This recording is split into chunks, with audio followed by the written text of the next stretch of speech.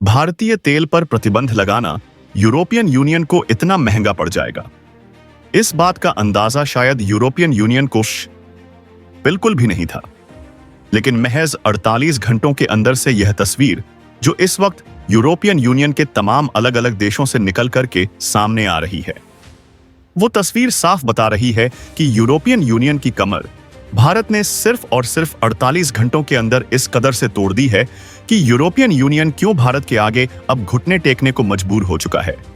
यह तस्वीरें अलग अलग जगहों से सामने आ रही हैं, जैसा कि स्क्रीन पर आप देख पा रहे हैं। हाल यह बन चुका है कि महज 48 घंटों में यूरोप में फ्यूल क्राइसिस आ चुका है। पेट्रोल पंप पर तेल नहीं है, गाड़ियों की लंबी कतारें पेट्रोल पंप पर लग चुकी हैं। लोग अपनी गाड़ियों को सड़कों पर छोड़ करके जाने को मजबूर हैं और सड़कों पर लंबी कतारों के चलते भीषण ट्रैफिक जाम से गुजरना पड़ रहा है। लेकिन अब लोगों ने भी अपने ही सरकार के खिलाफ सवाल उठाने शुरू कर दिए हैं। इस पूरे संकट के बीच लोगों के उठते सवाल अब वहां की सरकार को हिलाने का काम कर चुके हैं।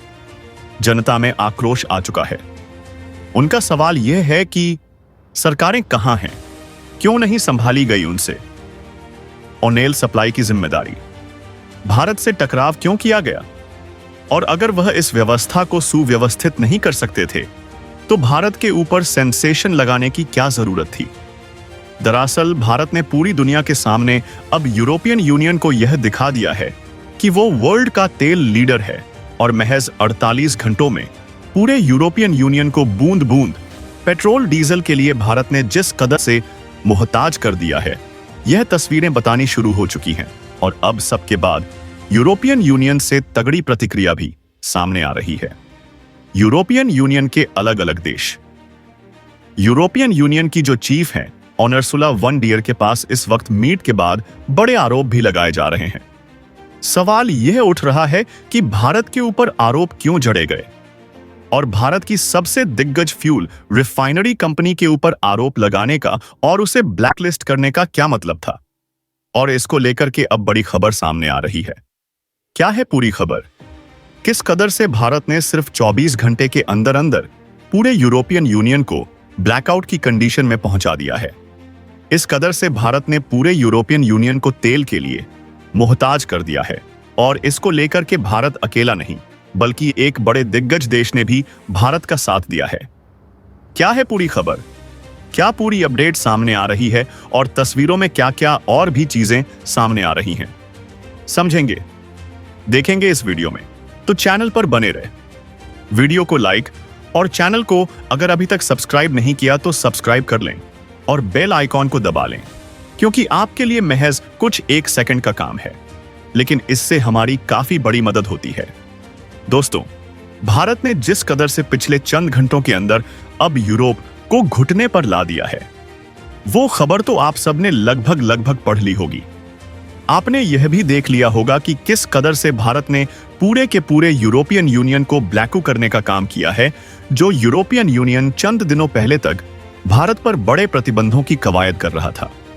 रूस से भारत के ऑनेल परचेसिंग को लेकर के सवाल उठाते हुए भारत की कई शैडो शिप पर और साथ साथ भारत की सबसे बड़ी दूसरी दिग्गज वो कंपनी जो पूरे के पूरे यूरोपियन यूनियन के लिए ऑनेल रिफाइनरी का काम यूरोपियन यूनियन में रहकर कर रही थी, उस कंपनी पर प्रतिबंध लगा के जिस कदर से भारत को ट्रिगर किया था, अब भारत ने वो बदला लिया है जो शायद यूरोपियन यूनियन भूल भी नहीं पाएगा। और यह सब कुछ भारत ने महज चंद घंटों में लिए गए अपने फैसले से किया है। भारत ने पूरे के पूरे यूरोपियन यूनियन के महकमे को हिला दिया है। भारत ने पिछले 12 घंटों में एक के बाद एक यूरोपियन यूनियन पर कई कड़े प्रहार किए हैं और यह प्रहार कुछ इस कदर से थे कि अब यूरोपियन यूनियन तिलमिला उठा है। तिलमिलाने के साथ ही यूरोपियन यूनियन के वो जो अब तक इस पूरे मामले को लेकर के अपने आप को सबसे अहम मान रहे थे, वह भी अब भारत के आगे झुकने को मजबूर हो उठे हैं, क्योंकि भारत ने न सिर्फ इनकी औकात दिखा दी है बल्कि यह भी बता दिया है कि भारत से भिड़ने का नतीजा क्या होने जा रहा है। बता दें कि हार्व डेविड क्लिन, जो यहाँ के सबसे चीफ हैं और जो आपूर्तिकर्ता के रूप में यूरोपियन में सबसे अहम थे, उन्होंने अब ट्विटर पर यानी कि एक्स पर पोस्ट करते हुए साफ कहा है कि यूरोपियन यूनियन का यह कदम किसी भी देश को रूस से तेल खरीदने से नहीं रोकने वाला है। और भारत पर जो प्रतिबंध हमारी तरफ से गलती से इम्पोज हुए थे, हम उन सभी प्रतिबंधों को वापस लेते हैं। और ना सिर्फ इन प्रतिबंधों को वापस उससे नहीं मान सह पाए पसे लेते हैं, बल्कि भारत से इसकी माफी भी मांगी गई और कहा गया कि हमारा कोई भी उद्देश्य भारत के किसी भी परचेसिंग को और भारत के किसी भी व्यापार को रोक लगाना नहीं था। हम बस यह चाह रहे थे कि रूस की अर्थव्यवस्था को हम किसी तरीके से कमजोर कर सकें, ताकि यूरोप में मौजूद यूक्रेन पर उसके हो रहे एक्शन को कुछ हद तक घटाया जा सके। लेकिन अगर इस पूरे घटनाक्रम में भारत को किसी भी तरीके की ठेस पहुंची है या फिर भारतीय व्यापार को किसी भी तरीके से कोई भी प्रतिबंध से गुजरना पड़ा हो, तो उसके लिए हम क्षमा प्रार्थी हैं। और ऐसा कहने वाला कोई और देश नहीं, जो अपने आप को हेड मानने वाले देशों का समूह है, वो यूरोपियन यूनियन ऐसा बोलने को मजबूर हो उठा है। अब आप यह सोच रहे होंगे कि आखिरकार भारत ने ऐसा क्या कर दिया कि चंद घंटों के अंदर अंदर पूरी तरीके से यूरोपियन यूनियन टूट उठा है। यूरोपियन यूनियन जो अब तक इस पूरे मामले में अपने आप को सुपीरियर बता रहा था और यह कह रहा था कि हम अब किसी भी तरीके से इन चीजों को सपोर्ट नहीं करेंगे, वो आखिर किस तरीके से झुक गया?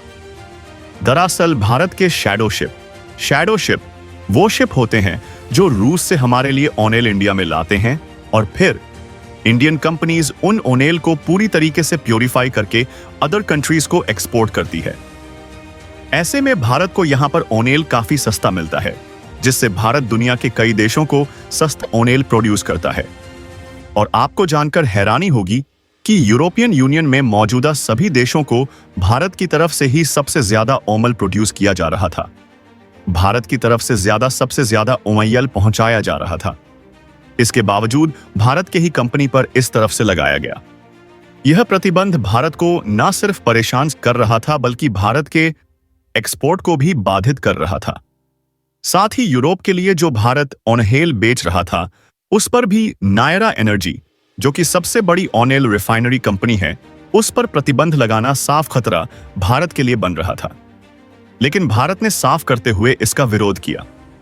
पहले तो भारत ने कहा कि यह दोहरा रवैया यूरोपियन यूनियन का नहीं चलने वाला है और भारत इस दोहरे रवैया को मानने भी वाला नहीं है। दरअसल दोहरा रवैया भारत ने इसलिए कहा क्योंकि यही यूरोपियन यूनियन के तमाम देश उसी रूस से कई सारी गैस परचेज करते हैं। गैस की एक ह्यूज अमाउंट परचेज करते हैं, जो कि भारत के ऑयल से भी कहीं ज्यादा कीमत रखते हैं। और ऐसे में अगर वह खुद रूस से इतने ह्यूज अमाउंट में ऑयल परचेसिंग कर रहे हैं, तो वह भारत को कैसे रोक सकते हैं?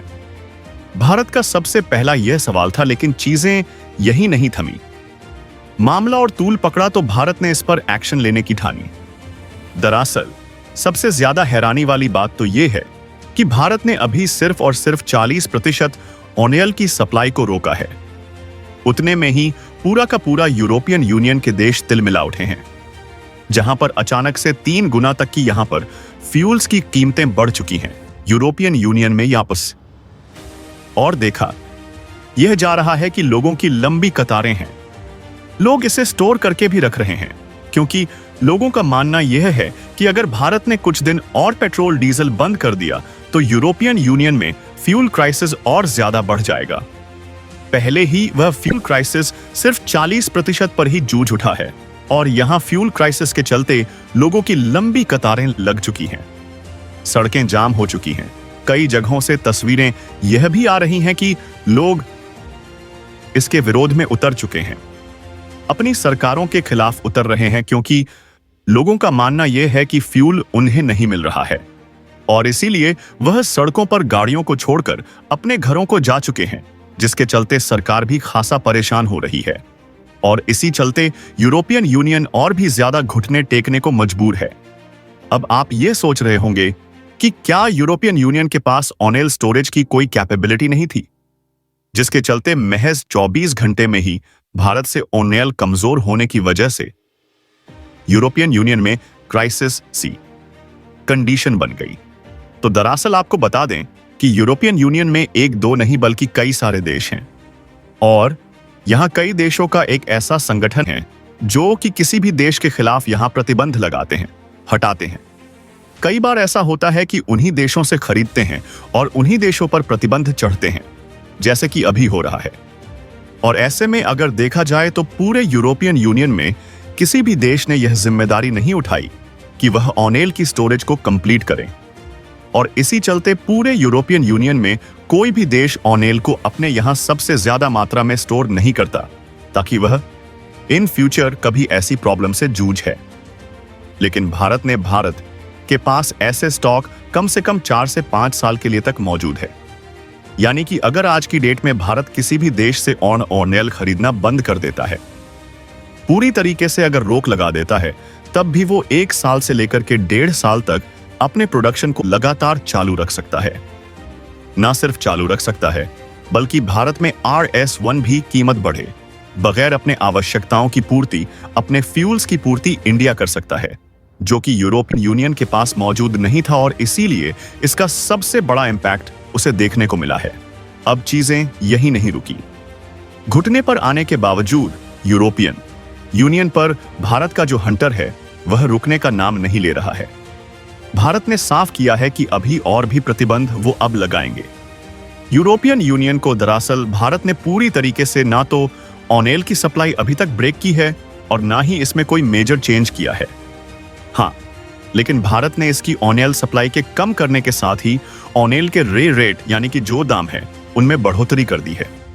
भारत ने कहा है कि अगर हमारा रूस से जो ऑनेल परचेसिंग है उसे ये कंपनियां बाधित कर रही हैं, देश बाधित कर रहे हैं, यानी कि हमारी शैडो जो शिप है उन्हें अगर रोका जा रहा है तो सीधी सी बात है हमारे पास इसका प्रोडक्शन कम होगा तो हम इनकी कीमतें बढ़ा देंगे। और ऐसा ही किया भारत ने जैसे ही ऑनेल की कीमतें बढ़ाई, उधर यूरोप में कई गुना ज्यादा उसका इंपैक्ट दिखा। पहली बात, परचेसिंग कम हुई तो इससे ही कीमतें बढ़ जानी थी। और दूसरी बात, भारत ने जैसे ही कीमत बढ़ाई उससे यह कीमतें और ज्यादा कई गुना बढ़ गईं या 3 गुना तक बढ़ चुकी थीं। और इसे 3 गुना के बढ़ने की वजह से पूरे यूरोप में हलचल मची हुई है और इसी चीज को लेकर के लगातार सवाल उठ रहे हैं। और कहा यह जा रहा है कि भारत आखिर करना क्या चाह रहा है। यूरोपियन यूनियन पहले ही घुटने टेक चुका है। पूरा का पूरा यूरोपियन यूनियन भारत से माफी भी मांग रहा है। अलग अलग तरीके से अलग अलग देशों से पोस्ट सामने आ रही हैं, जहां पर यह कहा जा रहा है कि भारत को इसका निशाना बनाने का कोई हमारा उद्देश्य नहीं था, और अगर गलती से ऐसा हुआ भी है तो हम भारत के ऊपर से ऐसे प्रतिबंध हटा रहे हैं। लेकिन फिर भी भारत ने ठान ली है कि अब यूरोपियन यूनियन को वह सबक सिखा करके रहेगा। दोस्तों, ऐसा क्यों कर रहा है भारत? आपको क्या लगता है कि भारत और कुछ करने की प्लान में है? दरअसल भारत को ऐसा करना जरूरत पड़ रही है। अब आप यह समझिए कि यह यूरोपियन यूनियन अगर यह मान के चलते हैं कि वह किसी भी देश की सप्लाई को चैन को बाधित कर सकते हैं, तो यह उनका वहम है। भारत ने चंद घंटों में यह दिखा दिया कि वह वर्ल्ड का तेल लीडर है, और भारत सिर्फ रूस से नहीं बल्कि अमेरिका और तरह तरह के देशों से, यहां तक कि ब्राजील और वेनेजुएला से भी अब शिपमेंट लेने जा रहा है। इसका मतलब यह है भारत अपने फ्यूल के लिए कई देशों पर डिपेंडेंट रहे, किसी एक देश पर नहीं। इसलिए भारत के ऑनेल सप्लाई पर कोई चैन पर प्रभावित नहीं करेगा। लेकिन अभी बात किया जाए यूरोपियन यूनियन की, तो यूरोपियन यूनियन अगर सबसे ज्यादा फ्यूल कहीं से लेता है तो वो इंडिया से लेता है। अब आप ये सोच रहे होंगे कि आखिर ऐसा क्यों है। दरअसल फ्यूल की कॉस्टिंग अगर देखी जाए तो इंडिया के कंपैरिजन कोई भी देश यूरोपियन यूनियन को इतना सस्ता फ्यूल नहीं प्रोवाइड करता। सबसे पहली बात, अमेरिका का ऑप्शन यूरोपियन यूनियन के पास खुला है, लेकिन अमेरिका का तेल इतना महंगा है कि खुद अमेरिका ही इंडिया से जो रिफाइंड ऑनेल है वो परचेस करता है। दूसरी जगह यूरोपियन यूनियन के पास चीन का भी ऑप्शन है, लेकिन अगर देखा जाए तो चीन यूरोपियन यूनियन से कहीं ज्यादा भारत से अधिक दूर पड़ता है। यानी कि इसकी जो प्रोडक्शन लाइन है वो उससे यूरोपियन यूनियन की दूरी अधिक होने की वजह से इसकी कॉस्ट और महंगी पड़ जाती है। यानी कि भारत जितने में यूरोपियन यूनियन को तेल मुहैया करा देता है, चीन उसे कहीं ज्यादा रुपया यूरोपियन यूनियन से वसूलेगा। अगर वो उसे परचेस करते हैं तो यानी कि यूरोपियन यूनियन के पास सबसे सस्ता और टिकाऊ ऑप्शन इंडिया ही है, और इसीलिए सबसे अधिक मात्रा में तेल जो परचेस करता है यूरोपियन यूनियन, वो भारत से ही करता है। और अगर भारत से यह बाधित होता है तो यूरोपियन यूनियन को कई और अल्टरनेट खोजने पड़ेंगे, जिसके लिए वह चीन की तरफ बढ़ सकता है, डायरेक्ट रूस की तरफ भी बढ़ सकता है। लेकिन अब बात यहां पर फंस जाती यह है कि अगर रूस के तेल को भारत के थ्रू होकर कि आप नहीं खरीद रहे हैं, तो आप रूस से डायरेक्ट तेल कैसे खरीद सकते हैं? जब आप चाहते हैं कि रूस की इकोनॉमी को कमजोर करना है, तो आप रूस से तो खरीद नहीं सकते। ऐसे में यहां पर एथिकल पूरी तरीके से यूरोपियन यूनियन फंस चुका है। अमेरिका से खरीद नहीं सकता क्योंकि ओनेल इतना ज्यादा महंगा है। चीन से खरीद नहीं सकता क्योंकि वो दूर इतना ज्यादा है, और भारत से खरीदने में भारत ने अब आनाकानी कर दी। इसका मतलब यह है कि यूरोपियन यूनियन के पास इसके अलावा कोई ऑप्शन नहीं बचता। और इसके बाद अब यूरोपियन यूनियन पर भारत का अगला क्या कड़ा फैसला होने जा रहा है, यह देखना बहुत जरूरी है। और भारत को लेकर के आप क्या कहना चाहेंगे? क्या भारत ने बिल्कुल सही कदम उठाया?